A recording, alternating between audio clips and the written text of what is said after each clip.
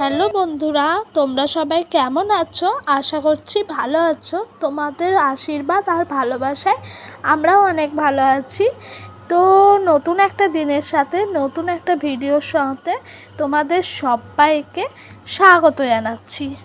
তো আজকে ঘুম থেকে উঠেই চলে এলাম ঘর দুয়ার ঝাঁটটা দিয়ে উঠোনে মারুলি দিতে। তো মারুলি দিচ্ছি, তো এটা আমার ফার্স্ট ব্লগ ভিডিও। জানি না এই ব্লগ ভিডিওটা কতজনের কাছে ইউটিউব পৌঁছে দেবে। আশা করছি অনেকেই হয়তো দেখতে পারো আমার ভিডিওটা, আর তোমাদের ভালোও লাগবে। ভিডিওটা যদি ভালো লাগে একটা লাইক করে কমেন্ট করে যেও কিন্তু, কারণ এই ভিডিওটা আমার প্রথম থাকবে ইউটিউব চ্যানেলে, তো পিউ লাইফস্টাইলে। তো পরে যখন পুরনো হবে আমার চ্যানেলটা, তখন কিন্তু এই কমেন্টগুলোই স্মৃতি হয়ে থেকে যাবে। তখন আমি কমেন্টগুলো দেখে বলবো যে আমাকে এতজন কমেন্ট করেছিল। তো সত্যি আমার তখন অনেক ভালো লাগবে। তো আমার একটা ছোট্ট বাচ্চা আছে, ছেলে। তো ওর বয়স 1.5 বছরের কাছাকাছি, মানে 2 মাস এখনও বাকি আছে। 1 বছর 4 মাস ওর বয়স। তো ওর নাম হলো পাপান। পাপান ঘুমোচ্ছে এখন সকালবেলায়। তো পাপান আমি ভালোবেসেই ডাকি, আর সবাই ওকে ডোডো বলে ডাকে। আর ওর তোমার এমনি স্কুল বা অন্য সব জায়গার জন্য বার্থ সার্টিফিকেটে নাম হলো ত্রিশান। তো আমি একজন গ্রামের গৃহবধূ, কালনা শহরের যে সাহাপুর বলে একটা গ্রাম আছে, ওই গ্রামেরই গৃহবধূ। তো আমার জীবনে অনেক যুদ্ধ আছে, তোমরা আস্তে আস্তে সব কিছু জানতে পারবা। আমি অনেক আশা নিয়ে এই প্ল্যাটফর্মে এসেছি যে আমি হয়তো সবার মনে জায়গা করে নিতে পারবো। জানি না আমি কতদূর কি পারবো, দেখা যাক কি হয়। লাস্ট অবধি ভগবান কি করে। অনেক যুদ্ধে জয়ী হয়েছি, এই লাস্ট যুদ্ধে জয়ী হতে পারি কি না।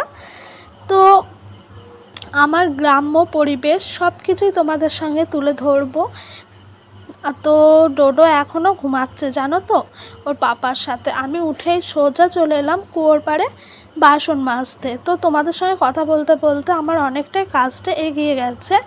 বাসন মাজাগুলো প্রায় কমপ্লিট হয়ে এসছে।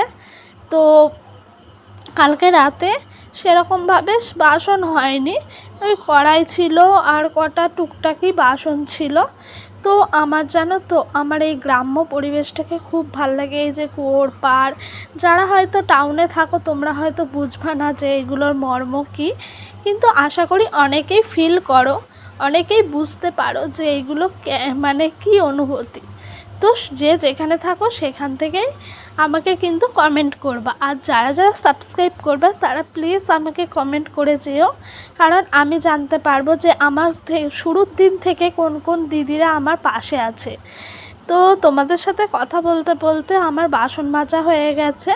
তারপরে বাসনগুলো তোমার ধুয়ে নিয়ে সাইডে রাখছিলাম। তো আজকে উঠে পড়েছি অনেক সকাল সকাল, জানি না কিসের জন্য এত সকাল সকাল আমার ঘুম ভেঙে গেল।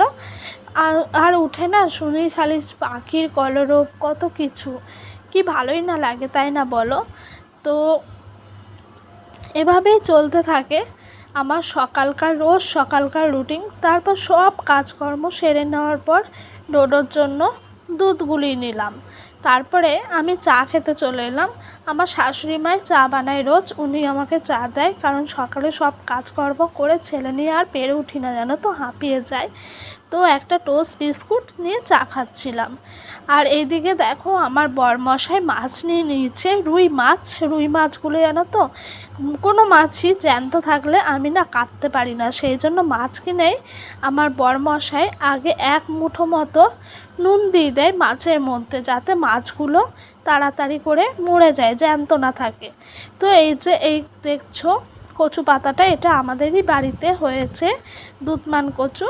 তো ওই কচু পাতাটা আমি নিয়েছি। এর মধ্যে মাছটা কেটে ফেলি কেন বলো তো, তাহলে অনেকটা বড় থাকে তো পাতাটা, আঁশগুলো না এদিক ওদিক যেতে পারে না। আর মাটির মধ্যে কাটি তো, তুলতে গিয়ে না হলে অনেকটাই কষ্ট হয়। তো আমাদের ছোট্ট পরিবার, ছোট্ট বলতে আমাদের পরিবারে আমি, আমার বরমশাই আর আমার ছেলে, শ্বশুর শাশুড়ি থাকি।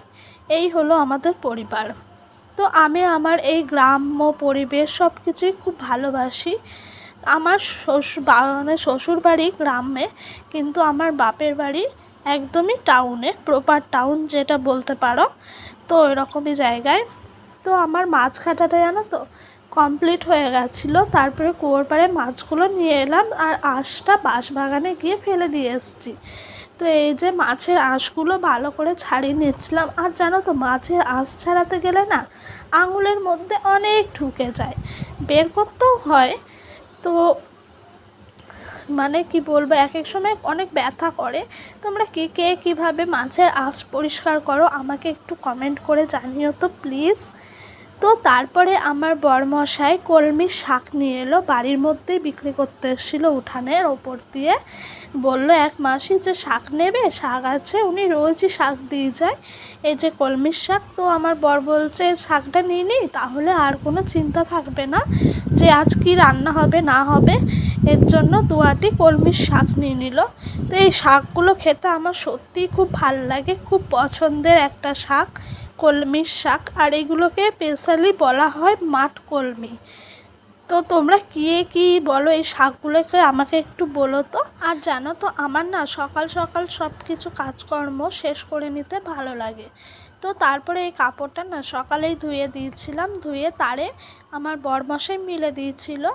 এই কাপড়টা অনেক দিন ধরেই ধোবো করছিলাম, ধোয়া আর হয়ে উঠছিল না।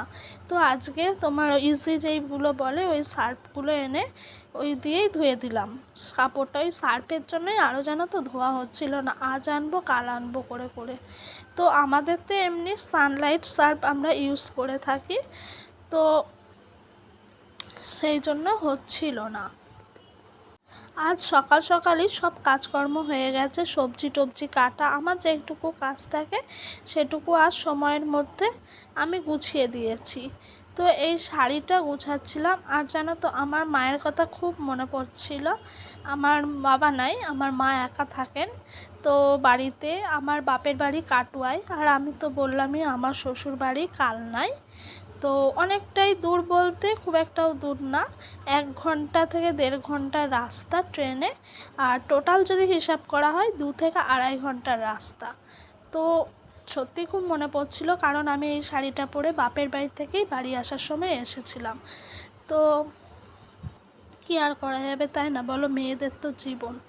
তো আজকে প্রথম দিন আমি ভিডিওটা করছি, ফার্স্ট ব্লগ আমার, জানি না কেমন কি হচ্ছে না হচ্ছে, ভুল ত্রুটি হলে ক্ষমা করে দিও তোমরা।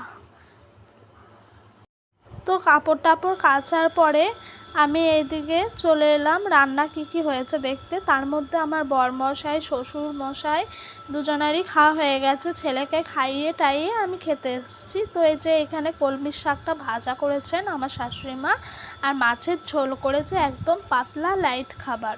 তো ভিডিওটা এখানেই শেষ করলাম, বাই।